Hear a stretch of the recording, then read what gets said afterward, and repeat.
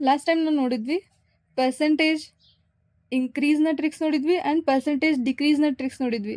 ಆದರೆ ಈ ಸರಿ ನಾವು ಇನ್ಕ್ರೀಸ್ ಮತ್ತು ಡಿಕ್ರೀಸ್ ಎರಡನ್ನೂ ಒಂದೇ ಸರಿ ಕೊಟ್ಟಾಗ ಹೆಂಗೆ ಮಾಡಬೇಕಂತ ನೋಡೋಣ. ಎರಡನ್ನೂ ಒಂದೇ ಸರಿ ಕೊಟ್ಟಾಗ ಇದು -10% ಅಂದರೆ ಡಿಕ್ರೀಸ್ ಆಗಿದೆ. -10 + 30 plus into minus minus 10 × 30 divided by 100 ಇದು ಫಾರ್ಮುಲಾ. ನೆಕ್ಸ್ಟ್ 0 0 ಕ್ಯಾನ್ಸಲ್ ಆಗುತ್ತೆ, ಇದು 3.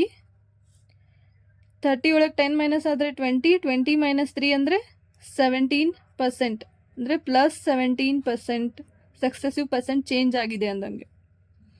Next 25% +25% -40% plus into minus minus 25 × 40 divided by 100.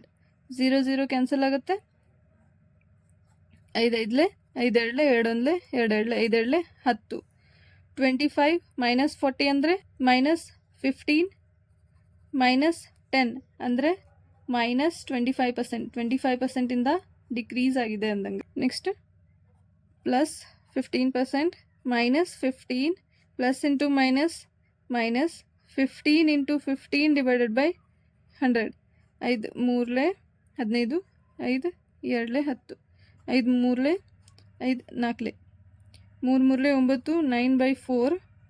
9/4 ಅಂದರೆ 4 2 8, 4 2 8, 4 5 20, 2.25.